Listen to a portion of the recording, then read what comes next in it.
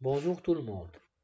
Dans cette quatrième séance, on va essayer de donner quelques définitions et propriétés des intégrales d'une fonction à variable complexe ou de l'intégration d'une fonction sur un chemin curviligne dans le plan complexe. Et on commence par des définitions.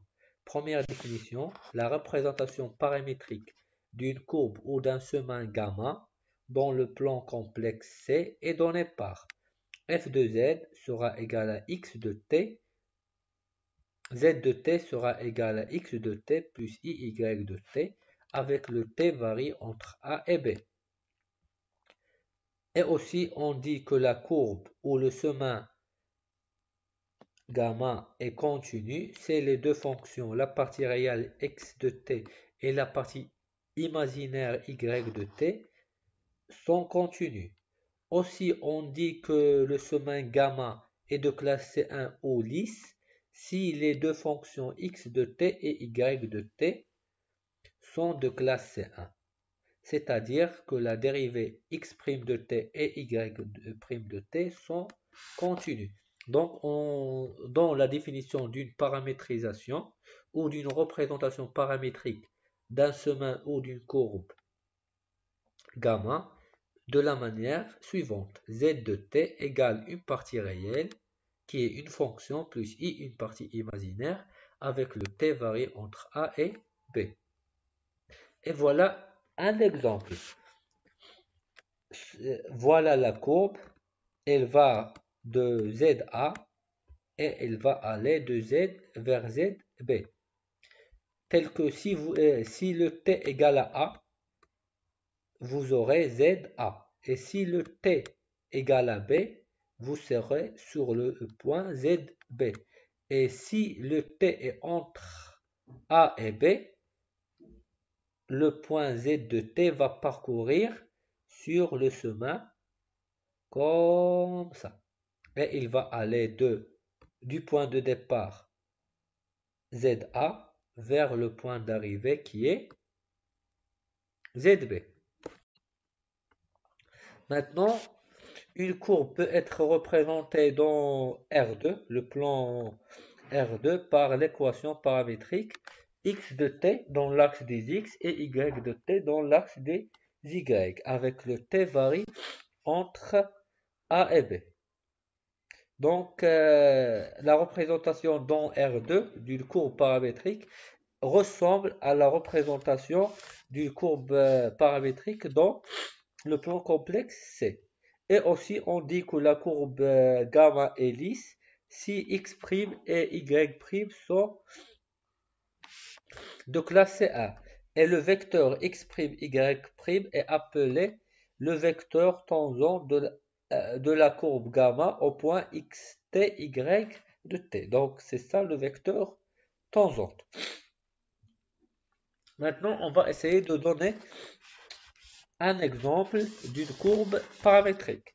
On commence par le premier exemple, c'est le cercle trigonométrique, c'est-à-dire x au carré plus y au carré égale à 1. Donc ça, c'est l'équation du cercle de centre 0 et de rayon 1. Donc, la représentation paramétrique dans le plan complexe, c'est quoi? C'est z de t égale à cos t plus i sud t, avec le t varie entre 0 et 2π. Et la dérivée de z, c'est quoi? Donc, on dérive comme on dérive dans R. Donc, la dérivée de z de t, c'est quoi? La dérivée de cosinus de t, c'est moins sinus de t. La dérivée de i sinus de t, c'est i cosinus de t. Et il va sortir dt. Aussi, on donne l'exemple, dans le plan complexe C, le cercle peut être représenté aussi par z de t égale cos θ plus i sud θ, égale aussi à exponentielle i θ. Donc, soit on utilise le cosinus plus i sinus, soit on utilise l'exponentielle. Avec le θ varie entre 0 et 2π. Donc, si le θ égale à 0, ce sera le point de départ. Et si le θ égale à 2π, ce sera le point d'arrivée. Voilà une autre proposition.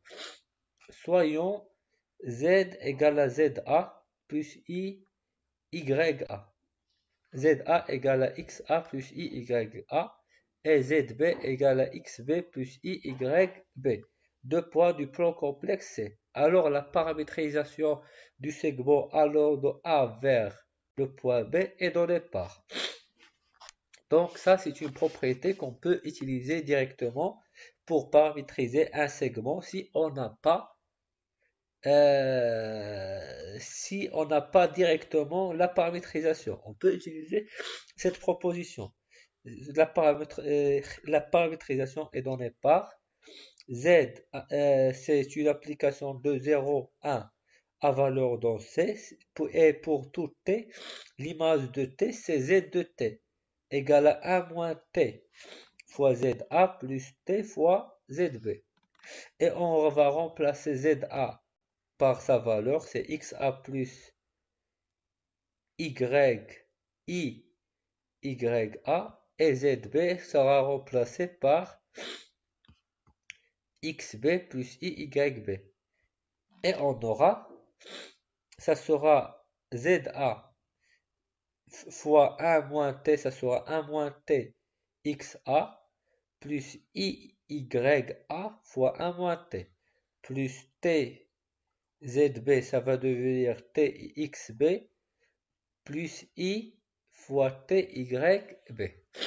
Donc, pour bien expliquer ça, si on prend le T égale à 0, donc ici ça sera 0 fois ZB sera 0, et 1 moins 0, ça sera 0. Donc tout ça sera égal à ZA. C'est le point de départ.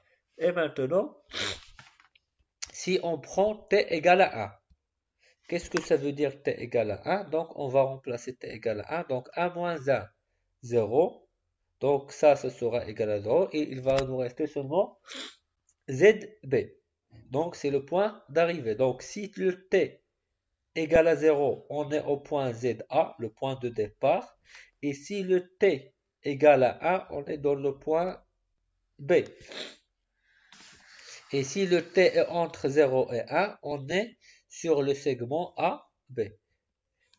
Et voilà un exemple. Soyons un point A qui est égal à 1 plus X, 1 plus I, et un point ZB qui est égal à 2 plus 3I. Deux points du plan complexe C. Et on va essayer de chercher la paramétrisation du segment AB, allant du point A vers le point B. Donc le point de départ, c'est le point A, d'affixe 1 plus I, et le point d'arrivée, c'est le point B, d'affixe 2 plus 3I. Alors, d'après cette proposition, on va utiliser la paramétrisation Z de T égale à 1 moins T fois le point de départ plus T fois le point d'arrivée. Donc, la paramétrisation Z, c'est l'application de l'intervalle 0,1 à valeur dans C, tel que pour tout T, c'est égal à Z de T, c'est 1 moins T fois le point de départ plus T fois le point d'arrivée.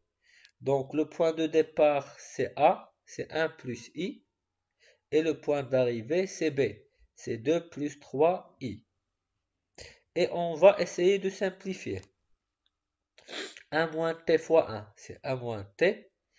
I fois 1 moins T, c'est I fois 1 moins T.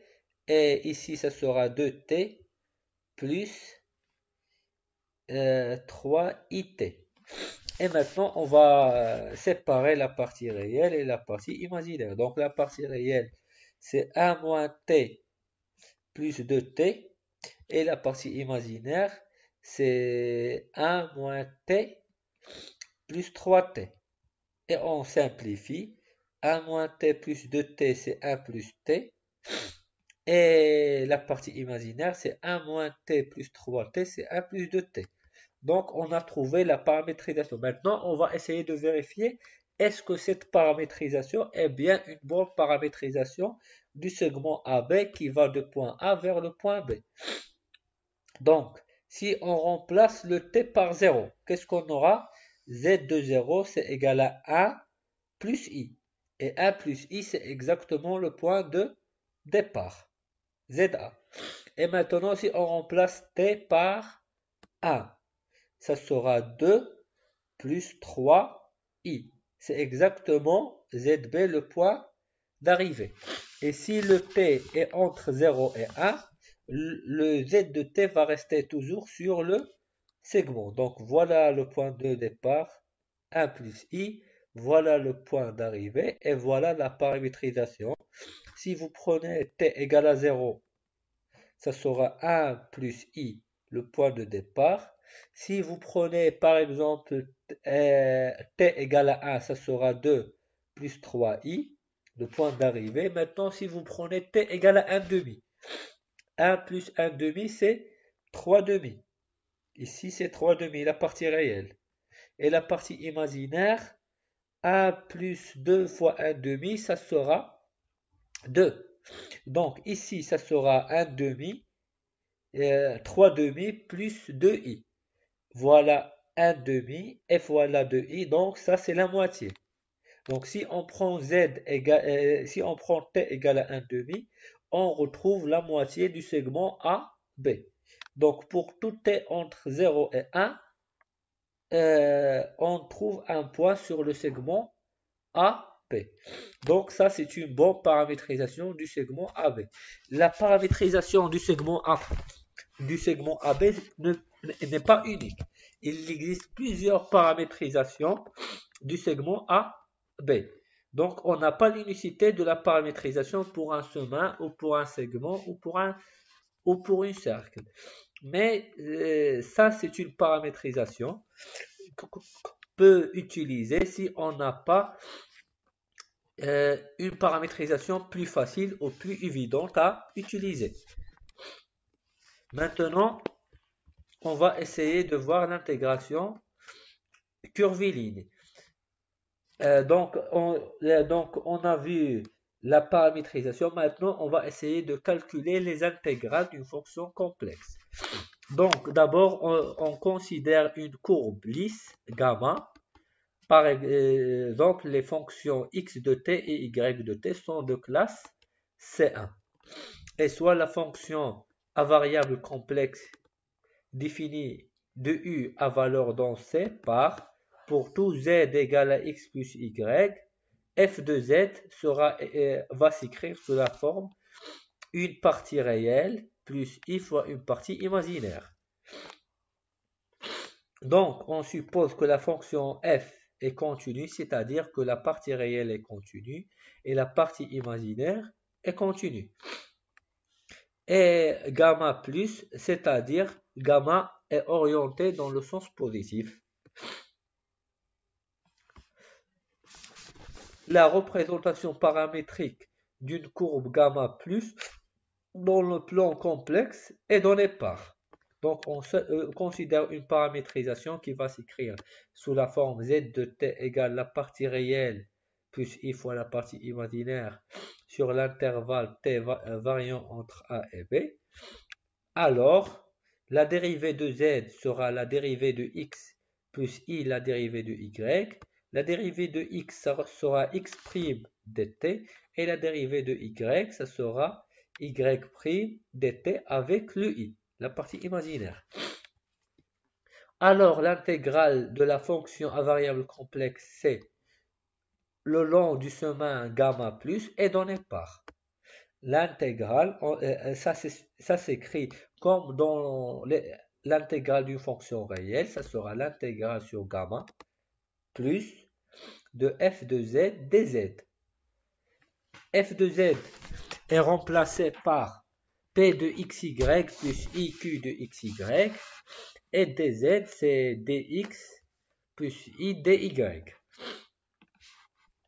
Et maintenant on va faire le produit pour séparer la partie réelle pour simplifier. Donc, P de xy plus I de qxy dx, c'est cette partie-là, plus I, le I va sortir, et Pxy plus IQ de xy, d de y. Maintenant, on va essayer de simplifier plus. P de xy, on va remplacer le x par une fonction de t, y par une fonction de t, et dx par x' dt. Donc ça va devenir, le premier intégral sera égal à l'intégrale entre a et b, p de x de t, y de t, plus iq de x de t, y de t, et dx, ça va devenir x' de t, d de t. De la même façon, on remplace le deuxième intégral. I, le gamma va devenir l'intervalle AB car le t varie entre A et B, et P de xy va devenir P de x de t, y de t, et Q de xy va devenir IQ de xt, y de t, et dy va devenir xy' de t. Et maintenant, on va séparer la partie réelle et la partie imaginaire. Donc, la partie réelle, c'est d P de xy x' dt, et I fois I, c'est moins 1, ça sera Q de xy fois y' dt. Plus, maintenant, la partie imaginaire, I. Donc, il va nous rester Q de xt, y de t, x' dt, voilà. Et ici, ça va rester P de xy, y' dt. Voilà. Donc, on remarque que ça, c'est une fonction d'une variable réelle, t, entre a et b. Et ça, c'est une fonction d'une variable réelle, t, entre a et b. Donc, on calcule comme on calcule dans les intégrales classiques dans R. Et on trouve que un intégral d'une fonction complexe, ça revient à calculer l'intégrale d'une fonction, des fonctions réelles. Donc, si on calcule ce premier intégral, ça sera la partie réelle, et le deuxième intégral, ça sera la partie imaginaire de cette intégrale-là. Remarque, la valeur de l'intégrale curviligne ne dépend pas du paramétrage suivi, mais elle dépend seulement de l'orientation de ce paramétrage. En effet, on a l'intégrale de f de z dz sur gamma plus allant de a vers b sera égal moins l'intégrale sur gamma moins de f de z dz. Avec gamma plus, c'est le chemin qui va de A vers le point B, et gamma moins, c'est le chemin qui va de B vers A. Et on le voit ici, ça c'est le chemin gamma plus qui va de point A vers le point B, et ça c'est le contraire. C'est le gamma moins qui va, le point de départ c'est le B et le point d'arrivée c'est le point A. Maintenant, par exemple, si on a le chemin, c'est gamma plus qui va de A vers B. Alors, gamma moins, ça sera le contraire. Il va aller de A vers B. Par exemple, si on a un autre chemin, gamma qui va de C vers D. Alors, gamma moins, ça sera de D vers C. C'est le contraire. Donc, si gamma va aller de droite vers gauche, le gamma moins sera dans le sens contraire, c'est-à-dire de gauche vers droite. Si gamma va aller de haut vers le bas, le gamma moins sera dans le sens contraire, c'est-à-dire de bas vers le haut. Et on aura l'intégrale de gamma plus sera moins l'intégrale de gamma moins. Maintenant, Théorème. Si f de z est une fonction holomorphe sur un domaine complexe D, alors tout chemin gamma, tout chemin lisse, c'est-à-dire de classe C1 dans D, joignant Z1 et Z2 est donné par l'intégrale sur gamma, c'est l'intégrale entre Z1 et Z2. Ça sera f de Z2 le point d'arrivée moins f de Z1 le point de départ. Mais ça seulement si la fonction f de z est holomorphe. Si f de z est holomorphe, on peut remplacer directement et faire l'intégrale par rapport à la variable z comme pour une variable réelle. Mais ça seulement si la fonction est holomorphe. Avec grand F, c'est la primitive de petit f, tel que grand F est une fonction holomorphe qui vérifie f' de z égale à f de z, petit f de z. Donc, si petit f de z est holomorphe, on peut calculer l'intégrale directement. Mais si f de z n'est pas holomorphe, on ne peut pas utiliser ce théorème là. Donc, voilà gamma, et voilà le point de départ Z1, voilà le point d'arrivée Z2. On peut le calculer, l'intégrale sur gamma égale l'intégrale de Z1 vers Z2. Maintenant, on va donner quelques exemples. Premier exemple, puisque la fonction f de z égale z au carré est une fonction holomorphe, car cette fonction dépend seulement de z, elle ne dépend pas de z bar, car la dérivée de f de z sur z bar égale à 0. Alors la fonction est holomorphe. Donc, cette condition-là, f de z, on a f est une fonction holomorphe, donc on peut appliquer ce théorème et calculer directement l'intégrale. Donc, on peut calculer directement l'intégrale de f de z égale à z au carré. Et on calcule l'intégrale de z au carré sur le segment 0, 1 plus i. La primitive de z au carré, c'est z3 sur 3. Entre le point 0 et le point 1 plus i. Donc, le 1 sur 3 va sortir. Donc, ça sera z3, on va remplacer le z par 1 plus i. Donc, ça sera 1 plus i à la puissance 3.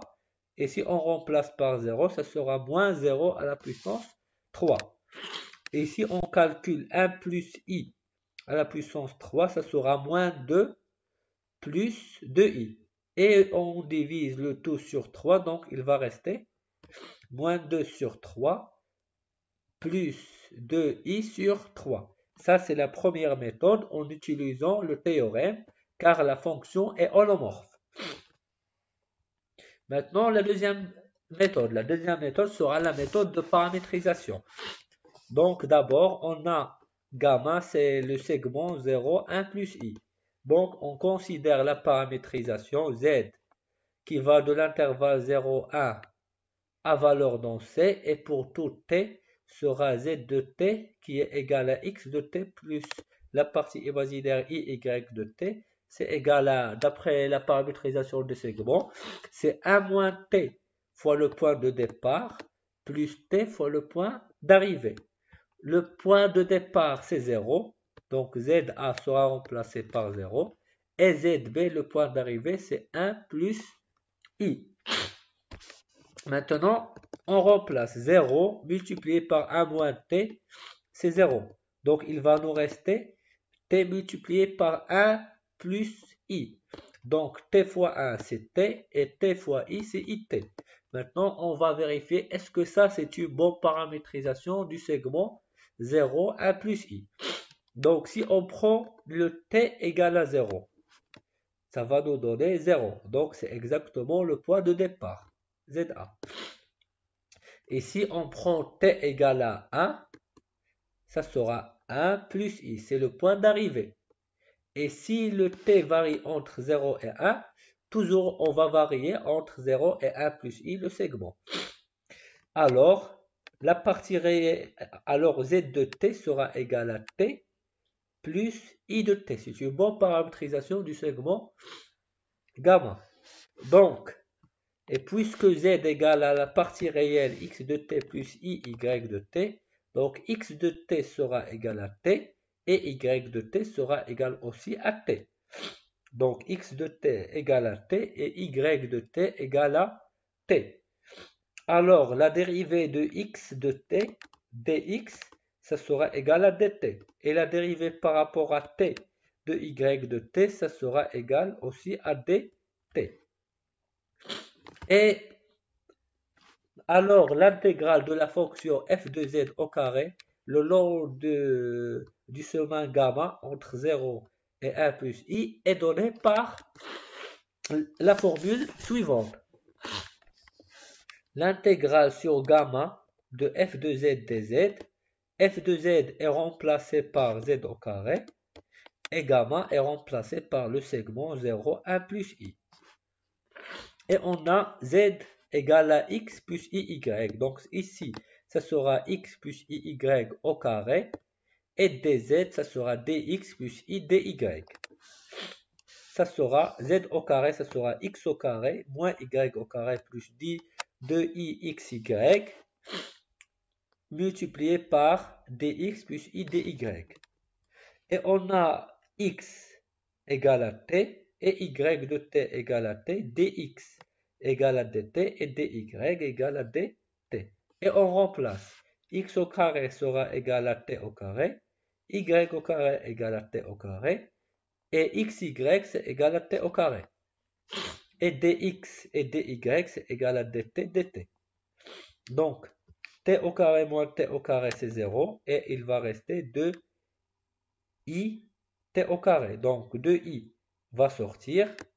Et si on factorise ici par dt, il va rester 1 plus i. Donc 1 plus i va sortir. Et il va rester à l'intérieur t au carré dt. Et ça, c'est un intégral dans R, facile à calculer. La primitive de t au carré, c'est t à la puissance 3 sur 3. Avec les bords, c'est 0, 1. Car dans la paramétrisation, le t varie entre 0 et 1. Donc, si on remplace le t par 1, t à la puissance 3 par 1, ce sera 1 puissance 3, c'est 1. 1 moins 0, c'est 0. Donc, tout ça va nous donner 1 sur 3. Donc, ça sera 2i, 1 plus i fois 1 sur 3. Donc, voilà 1 sur 3. 2i fois 1, c'est 2i. Et 2i fois i, c'est 2i au carré, c'est moins 2. Donc, on a retrouvé le même résultat que dans la première méthode. Ce qui vérifie que le théorème est bien vérifié. Donc, si vous avez une fonction f est holomorphe sur un chemin AB quelconque, soit un segment, soit une demi-cercle, soit une courbe quelconque, alors l'intégrale de f qui est holomorphe entre le point A et le point B sera égale à f de B moins f de A. Et on a vérifié ça par l'exemple suivant. Mais il faut toujours que f soit une fonction holomorphe. Maintenant, on va donner un autre exemple, soit la fonction f de z égale cos de z est une fonction holomorphe sur C. Pourquoi f de z égale cos de z est une fonction holomorphe? Car la dérivée de f de z par rapport à z bar égale à 0, car cette fonction ne dépend pas de z bar. Donc f de z est bien une fonction holomorphe. Alors on peut calculer l'intégrale entre moins ipi et ipi de cos de z dz. Puisque le cos de z est une fonction holomorphe, on peut l'intégrer directement. Donc la primitive de la fonction cosinus, c'est le sinus, car sinus prime égale cosinus. Donc ça sera le sinus de z entre le point de départ, c'est moins i pi, et le point d'arrivée, c'est i pi. Donc on remplace, donc ça sera sinus de i pi moins sinus de moins i pi. Et puisque le sinus est une fonction impaire, le moins va sortir, ça sera 2 sinus i pi. Et on sait que sinus de x, sinus de i pi, c'est égal à exponentielle de z plus moins exponentielle z bar sur 2 i. Et si on remplace z, car toujours on sait que la partie, le sinus de x, c'est quoi? Le sinus de θ, c'est exponentielle i θ moins exponentielle moins i θ sur 2i. La définition du sinus avec l'exposant, formule de Moivre. Donc, on remplace le z par i pi. Donc, le i fois le i, c'est moins 1 et moins i. iz avec le i, c'est moins avec le moins c'est pi sur 2i. Donc, on peut l'écrire comme ça ou comme ça, car le 2 va se simplifier avec le 2. Et le sinus, on rappelle que le cos de z, c'est exponentielle z plus exponentielle. Le cos de z, c'est le cos de z, c'est exponentielle iz plus exponentielle moins iz sur 2. Et le sinus de z, c'est exponentielle iz moins exponentielle moins iz sur 2i. Aussi, on a un exemple. On considère la fonction exponentielle z sur 2. Exponentielle z sur 2, c'est une fonction holomorphe. Pourquoi? Car la dérivée de cette fonction-là par rapport à z bar égale à 0. Car cette fonction-là ne dépend pas de z bar. Donc si on dérive cette fonction par rapport à z bar, ça va nous donner 0. Donc c'est une fonction holomorphe. Donc on peut intégrer cette fonction directement. Donc l'intégrale de exponentielle z sur 2 entre les deux points 8 plus i pi et 8 moins 3 i pi, ça sera, on intègre directement, la primitive de exponentielle z sur 2, c'est 2 exponentielle z sur 2, car si vous dérivez cette fonction-là, la dérivée de exponentielle z sur 2, c'est exponentielle z sur 2, le tout sur 2. Le 2 va se simplifier avec le 2, il va rester exponentielle z sur 2. Donc ça, c'est la primitive de exponentielle z sur 2 entre ces deux points et on remplace et on trouve directement la valeur de cette intégrale. Maintenant, on va essayer de considérer cette définition qui nous permet de calculer l'intégrale curviligne dans le plan complexe d'une fonction à variable complexe suivant un chemin. Donc, soit gamma une courbe lisse, c'est-à-dire que x de t et y de t sont de classe C1, d'équation paramétrisée par z de t égale à x de t plus y de t, avec t varie entre a et b. Et si f est une fonction continue, donc on dit que f est une fonction continue, donc f peut être holomorphe et peut ne pas être holomorphe. Alors, l'intégrale sur gamma de f de z dz sera égale à l'intégrale, on remplace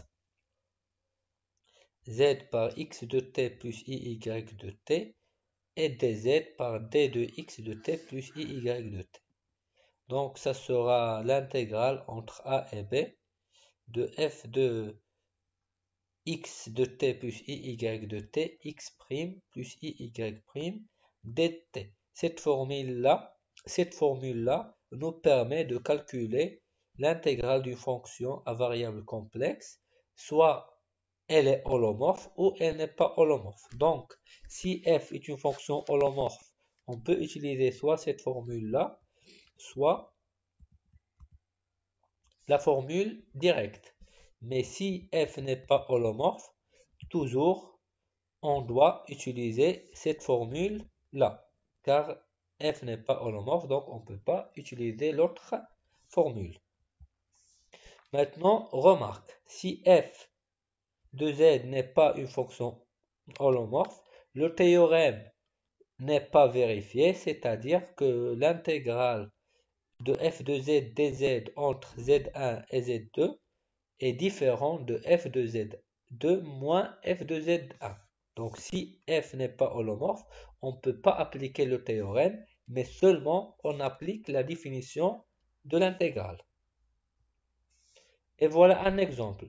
Calculer l'intégrale sur C+ de la partie réelle de z dz avec C+ et le cercle de centre 0 et de rayon 1 entre le point de départ, c'est exponentielle i 0 et le point d'arrivée, c'est zb qui est égal exponentielle i θ. Donc, c'est comme qu'on a fait un tour dans le sens contraire des aiguilles d'une montre. Alors, orienté dans le sens positif, c'est-à-dire le sens contraire des aiguilles d'une montre. La paramétrisation du cercle C est donnée par c'est la paramétrisation entre 0 et 2π avalant dans C, le cercle, tel que pour tout θ entre 0 et 2π, l'image de θ c'est z de θ qui est égal cos θ plus i sin θ, car le rayon c'est égal à 1.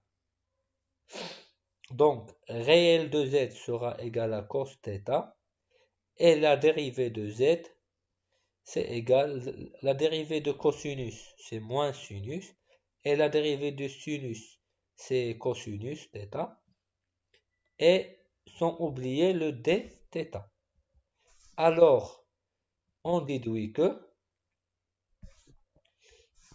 l'intégrale sur le cercle de centre 0 et de rayon 1 orienté dans le sens positif de réel de z dz, c'est voilà, le réel de z c'est cos θ, dz, on vient de le calculer, c'est moins sinus plus i cosinus dθ, c'est ça, dθ, avec le θ varie entre 0 et 2π, car dans la paramétrisation, on a pris que θ varie entre 0 et 2π.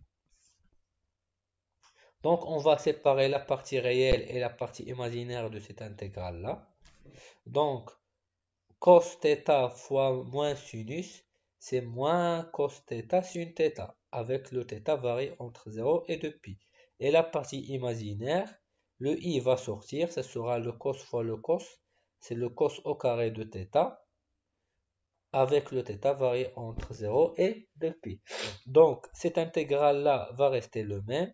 Et le deuxième intégral, on sait que le cos θ au carré, c'est égal à cos de θ plus 1 sur 2. On peut facilement le vérifier. Donc, la primitive de cos θ sin θ moins, c'est le cos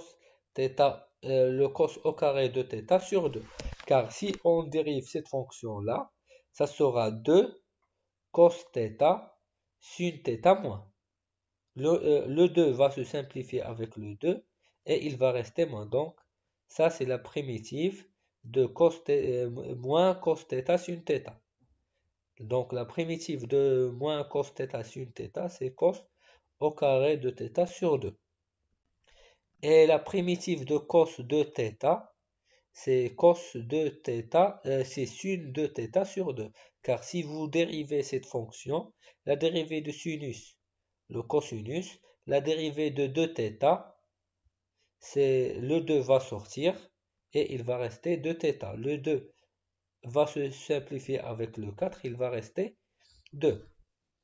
Et aussi, la dérivée de 1 sur 2, c'est θ sur 2. Car si vous dérivez θ sur 2, ça va nous donner 1 demi.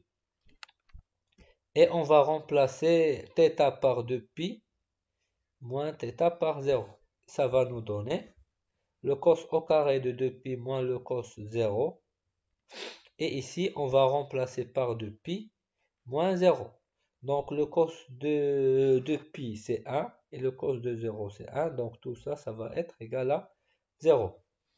Et sinus 4π c'est 0. Et 2π sur 2, ce sera égal à π.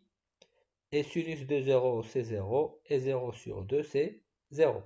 Donc tout ça, ce sera égal à 0 sauf pi sur ip. Donc il va rester ip. D'autre part, on a f de z égale réel de z égale z plus z bar sur 2. Donc ce n'est pas une fonction holomorphe. Donc on ne peut pas appliquer l'intégrale de réel de z f de z sera égale à une grande f fois la partie fois le point d'arrivée moins un grand f fois l'ensemble, le point de départ. Et puisque l'ensemble de départ égale l'ensemble d'arrivée, donc ici ça doit être égal à 0. Mais ici on n'a pas ça. Pourquoi? Car la fonction n'est pas holomorphe, donc on ne peut pas appliquer cette formule-là, car le point de départ ZA sera égal à ZB. Donc la différence sera égale à 0. Mais grand F n'existe pas, donc on ne peut pas appliquer ça, car petit f n'est pas une fonction holomorphe.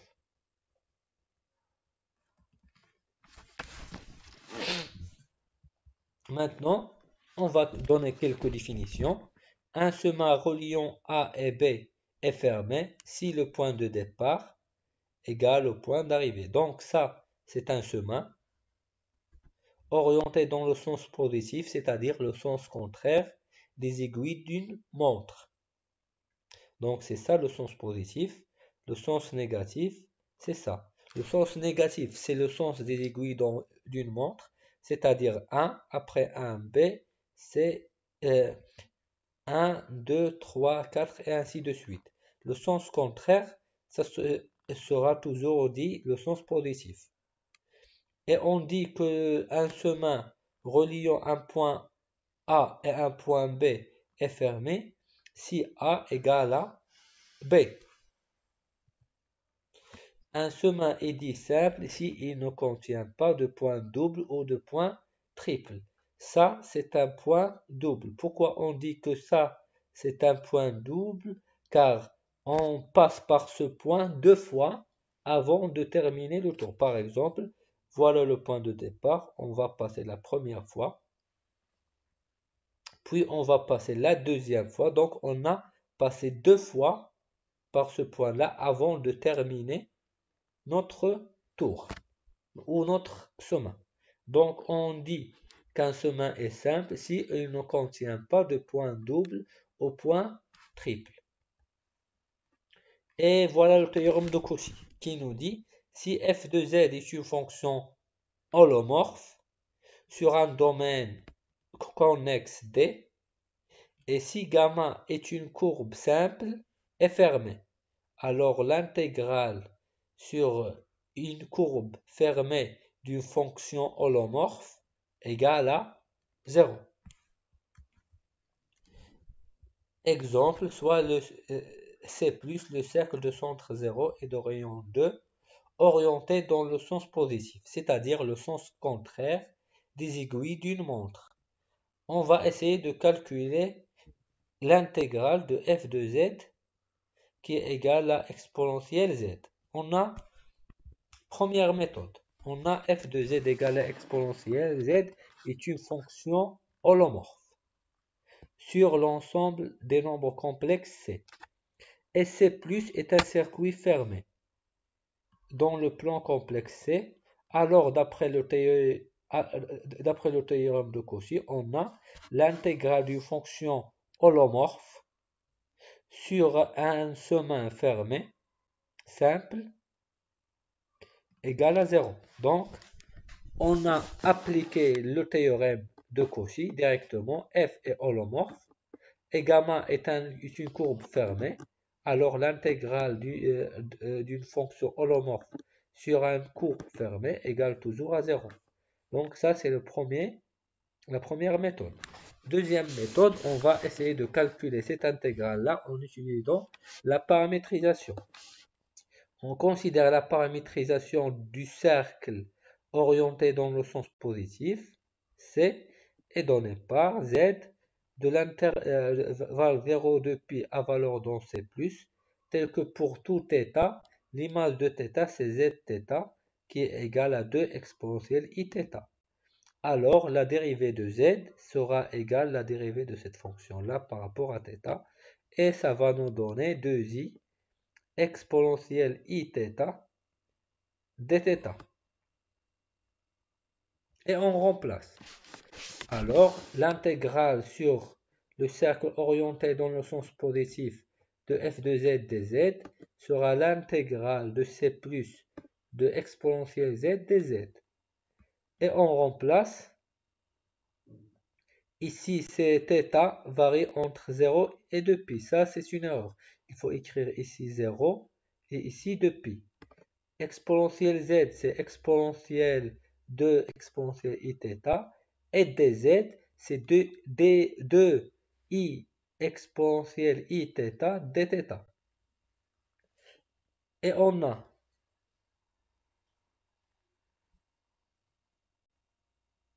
ça, ça va rester comme ça. Et ça, c'est exactement la dérivée de 2 exponentielle iθ.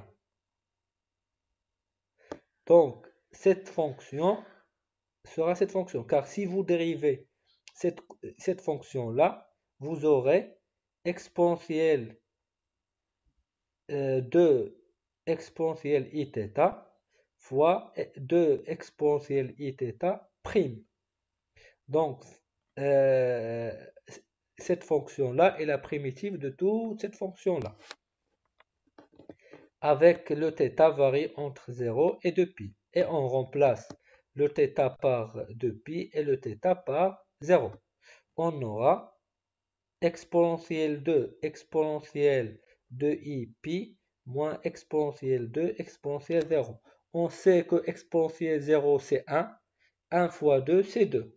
Et exponentielle de pi c'est 1, 1 fois 2 c'est 2. Donc 2 exponentielle 2 moins exponentielle 2 égale 0. Donc on a retrouvé le même résultat en utilisant soit la paramétrisation, soit en utilisant le théorème de Cauchy. Remarque, notez que l'intégrale sur un chemin fermé égale à 0, même si la fonction n'est pas holomorphe. Donc, si vous avez l'intégrale d'une fonction holomorphe sur un chemin fermé, égale à 0. Mais si l'intégrale égale à 0, n'implique pas que la fonction est holomorphe. Par exemple, on a l'intégrale sur le cercle de centre 0 et de rayon 1 de 1 sur z au carré dz égale à 0. Même si la fonction 1 sur z au carré n'est pas holomorphe sur le disque de centre 0, car 1 sur z au carré n'est pas une fonction holomorphe au point z égale à 0. Donc si f de z égale à 0, si f de z est une fonction holomorphe, alors l'intégrale sur un circuit fermé égale à 0. Mais si l'intégrale sur un circuit fermé d'une fonction f de z égale à 0 n'implique pas que la fonction est holomorphe. Et voilà un exemple d'une fonction qui n'est pas holomorphe, mais son intégrale égale à 0 sur un circuit fermé. Merci. Et ainsi, on a terminé cette séance. Merci pour votre attention.